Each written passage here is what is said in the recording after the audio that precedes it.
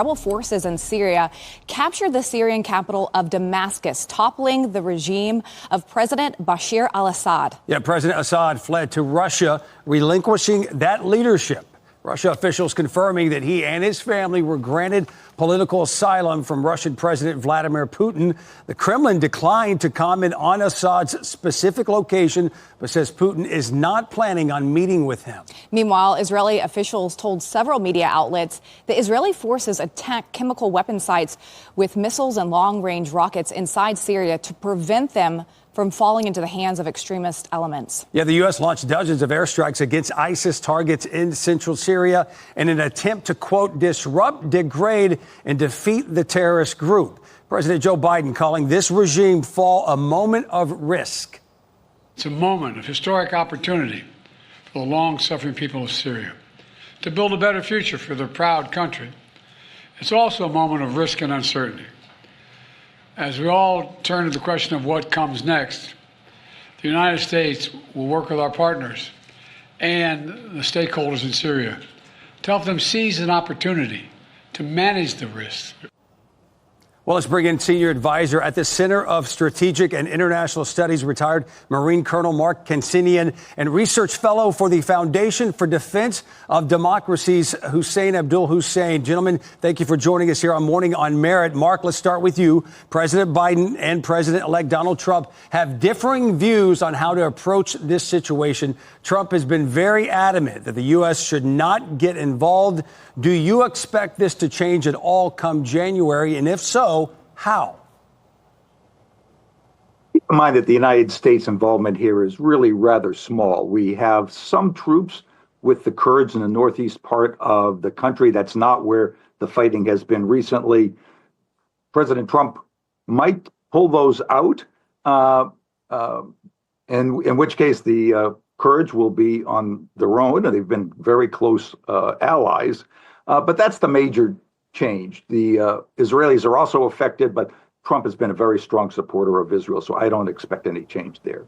You know, Hussein, while there is much celebration in Syria for the fall of the Assad regime, which has been in reigning for over 50 years there, what can you tell us about Abu Muhammad al-Jawlani, who is the leader of the Syrian rebel offensive of Hayat Tahrir al-Sham, also known as HTS, an Islamic group which is actually linked to al-Qaeda? Is this better news for the Syrian people? Well, the good news is that Assad is gone. I'm not sure how good it is that the new guy, Jawlani, is in town, Ahmad Shara. Now he goes by his new original actual name. This guy has been rebranding himself. He started off as a very radical type with Al-Qaeda and ISIS, and eventually he evolved into something that we see now that he's trying to sell the world as being moderate. He went on some interviews with Western networks, and he said all the right things, even though I still see signs that might be worrisome for all of us, whether for us in the U.S. or for the Syrians in Syria. Israeli Prime Minister Benjamin Netanyahu has now ordered Israeli military to seize Syria buffer zones. Is this the right move? And how did Israel fighting Hezbollah play a role in the fall of the Assad regime? We'll start with you, Colonel. Well, the Israelis are being cautious, so it's not surprising that they are seizing a buffer zone. The problem would be if they keep that buffer zone, that would intrude them into Syrian politics, which they don't want to do right now. They're pretty busy. But their attacks on Hezbollah have been critical to bringing down the Assad regime. You have to keep in mind that the Assad regime was propped up by three forces: Hezbollah, Iran, and Russia. All three of those have been seriously weakened in the last year. Of course, Hezbollah has been decimated. Russia's focused on its war in Ukraine, and Iran is very nervous about what the Israelis might do. So these three actions have been critical in undermining the Assad regime. And obviously, we are showing footage right now of Bashar al-Assad's home, the presidential palace, being pillaged, essentially, now that he has fled to Russia. So many people celebrating his departure there. But Hussain, let me ask you this. For those of you who are watching, say, why should I care what is happening with, a 13-year civil war that's happening around the world? There's so much attention around this, and it can be quite confusing because this has been going on for such a long time. Why should Americans care that this regime has been toppled and now you have this new group coming in? It's in our best interest not to see failing states around the globe. Failing states tend to transform themselves into hotbeds for terrorism. They export terrorists, they export narcotics, drugs, and often they also export refugees, which tend to move to the West, and they sometimes break systems in Western countries. So all these three elements mean that we need to have these countries at least functioning and safe for the people to be living in them. At this point, I wouldn't say that there's anything that's alarming from Syria. I mean, after 13 years of civil war, all of these elements have been happening. They exported refugees, they exported drugs, they exported terrorism.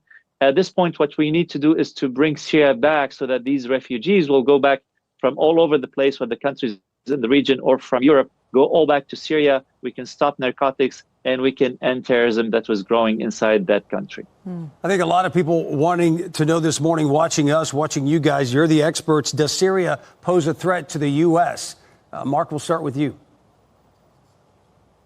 Syria doesn't pose a threat to the United States. It has posed a threat to the region. In the past, the Assad regime has been involved in Lebanon, very destabilizing there. They fought Israel, of course. We'll see what happens with this new regime. There could be a civil war, as we just heard. It's possible they could impose Sharia law and look like Afghanistan. They could harbor terrorists. Very uncertain in the future. Could be destabilizing for the region. Could be a good step. We hope for the Syrian people it is. Hussain? Well, part of why we have troops in Syria was because President Trump at the time said that we should take the oil so that terrorists cannot use oil revenue in Syria. So if this new regime comes and starts going after our troops in east of Syria or doing other terrorist activity, that will not be in U.S. interest. So I think we have to stay focused. I'm not alarmed yet, but I suggest that we do not take our eyes off the ball over there. Okay, Mark Kansian and Hussain Abdul Hussain. Gentlemen, thank you both for your time this morning. Thank you.